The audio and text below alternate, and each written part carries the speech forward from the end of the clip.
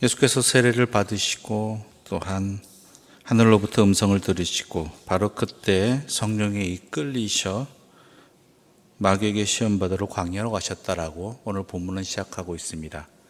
그의 공생애가 비로소 이렇게 시작되었다라는 것이죠. 광야로 가셨고 또한 그것은 성령의 이끌림에 의해서다.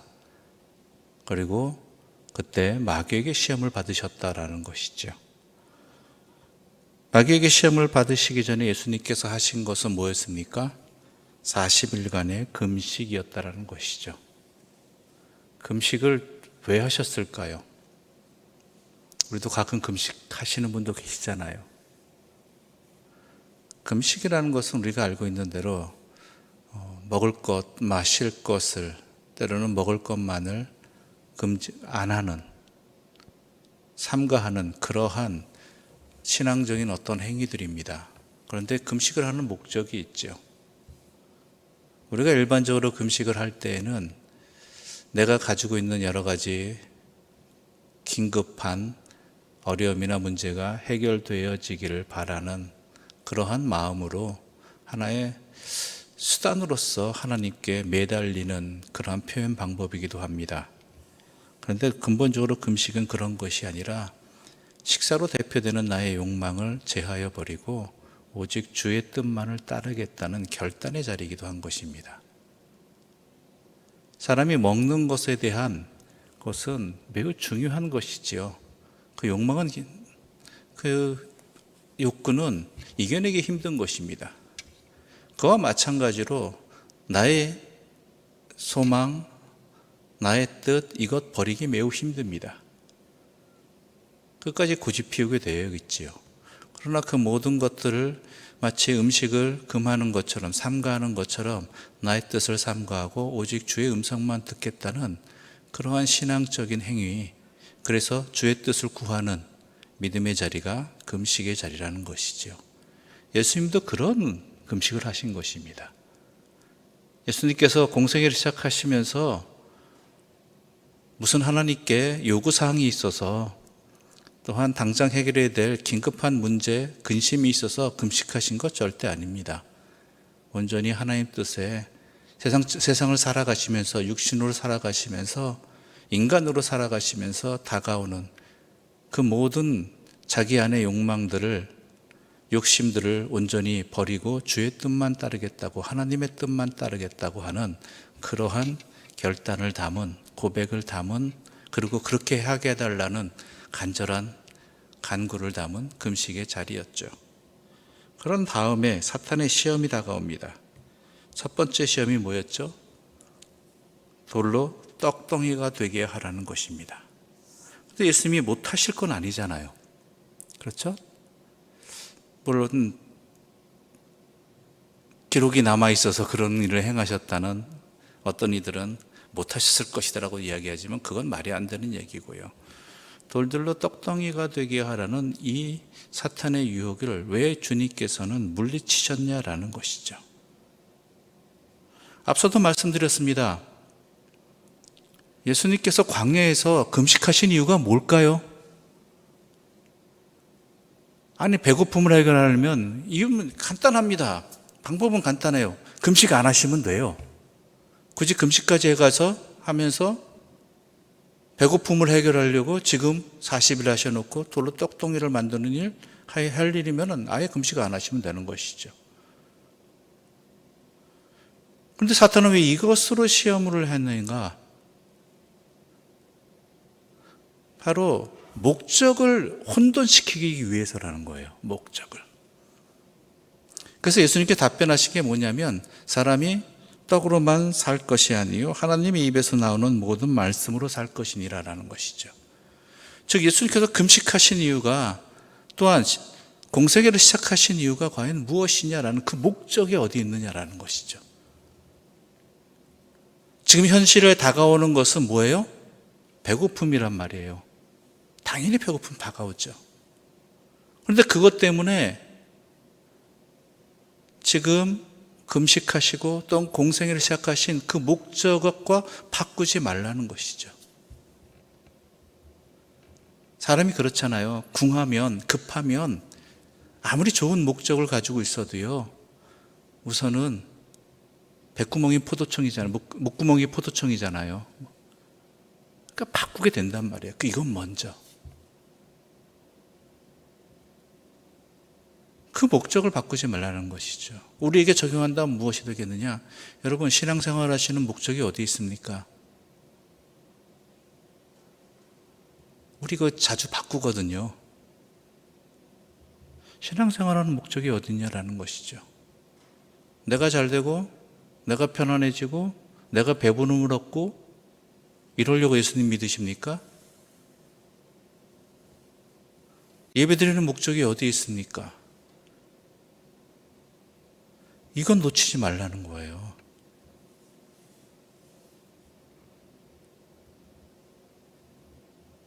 이건 매우 중요한 시험입니다. 우리가 자꾸 목적을 놓쳐버려요. 잊어버려요. 마치 그것이 목적인 양 호도한다라는 것이죠.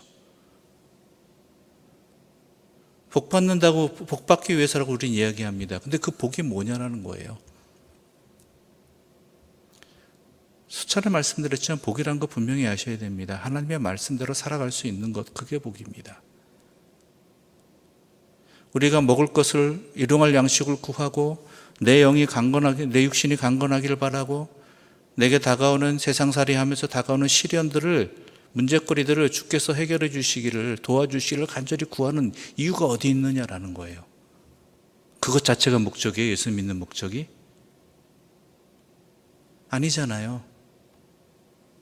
그런 것들을 간구하는 목적이 뭐예요? 하나님의 백성답게 살기 위한 것 아닙니까? 그렇다면 그것 없이도 하나님의 백성답게 살아가는 길이 있다라면, 또한 그렇게 어려움을 당하는 것이 하나님의 백성답게 살아가는 지금의 현실에서는, 지금 이 상황 속에서는 그것이 맞다가 오면은 그것 없이도 살아야 된다는 것이죠. 배고픔에도 불구하고.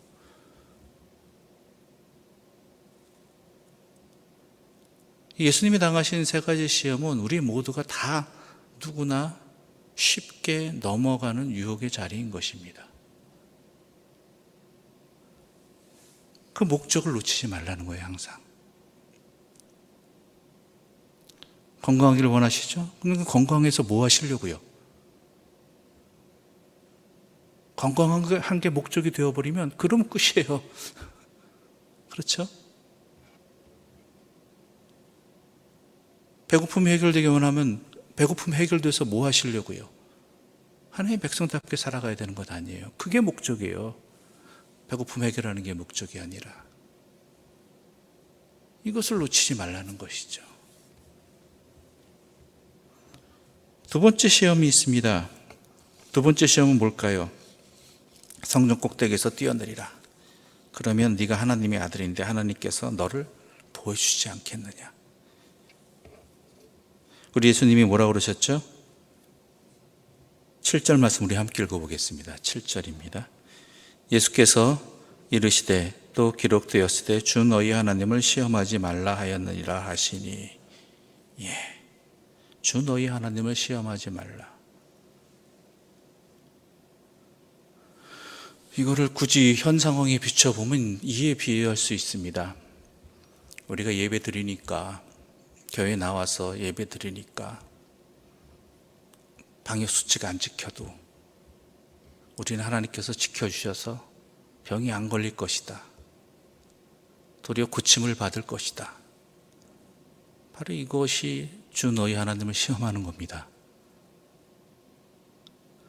그게 하나님의 뜻입니까? 아니면 내가 하나님의 성전에 왔으니까, 하나님의 자녀니까 뛰어내려도 보호받을 것이다 라는 건 누가 얘기하는 거예요 도대체?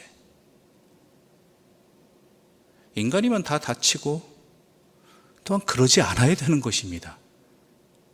그럼에도 불구하고 자신의 부주의나 아니면은 어리석은 행동을 마치 하나님께 빗대어서, 하나님을 핑계대어서 합리화시키고 정당화시키는 이런 것들, 우리 일상에서 종종 나타나는 모습들이라는 것이죠.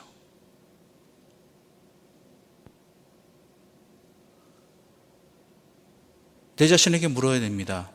내가 생각하고 판단하고 있는 것들이, 내가 당연하다 여기는 것들이, 이건 하나님의 일이니까, 하나님께 예배드리는 것이니까 또한 교회 안에서도 벌어지는 여러 가지 일들과 여러 가지 또한 헌신들이 과연 하나님께서 원하시는 선한 뜻을 위한 것입니까? 아니면 내가 생각하고 있는 어떠한 것들을 합리화시키기 위한, 그것이 되리라는 확신 속에서 그것을 믿음이라고 포장하고 있는 것은 아니냐라는 것이죠.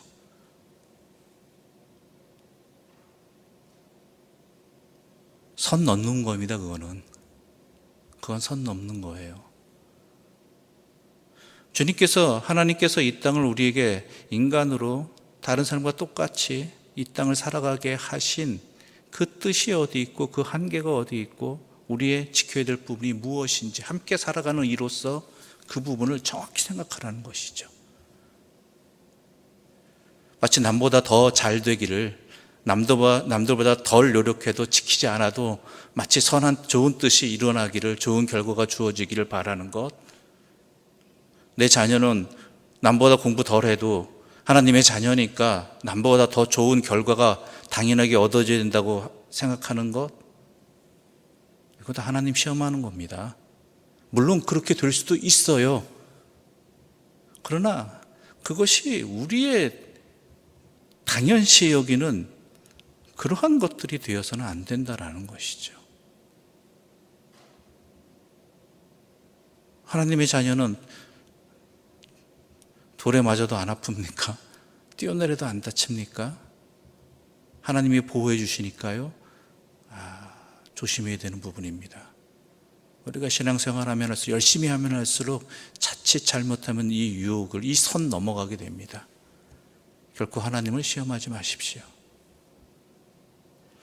세 번째 시험은 뭡니까? 우리 함께 읽어볼까요? 8절과 9절의 말씀입니다.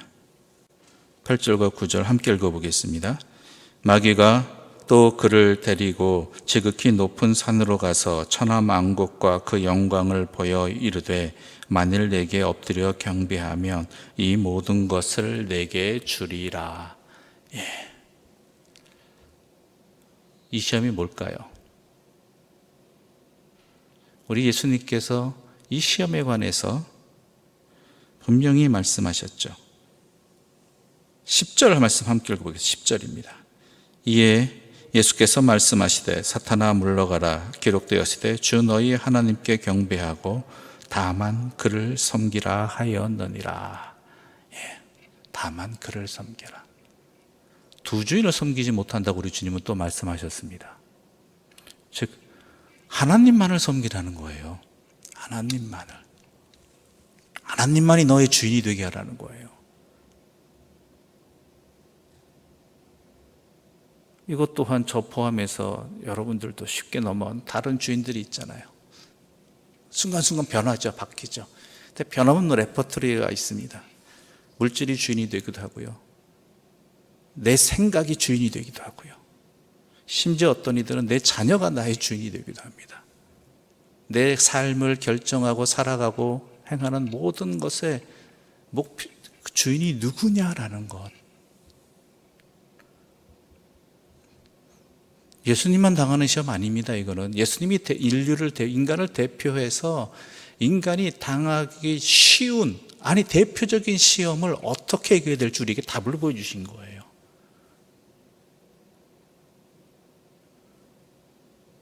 오직 여호와 하나님만이 나의 주인이셔야 됩니다. 여호와 하나님만을 섬겨야 됩니다. 교회가 주인이 돼서도 안 되고요. 목사가 주인이 돼서도 안 되고요. 이거는 말씀 안 들어도 잘 아시겠죠. 항상 우리는 서로 잊지 말아야 됩니다. 여호와 하나님만이 주인이신 나의 삶의 모든 순간에서 주인이 되시게 하는 것. 다른 어떤 것이 내 삶을 결정하는 요인이 되지 않는 것. 하나님을 나의 도구로 삼지 않는 것. 이것 항상 우리가 넘어가기 쉬운 유혹이고 걸리기 너무 쉬운 시험인 것입니다.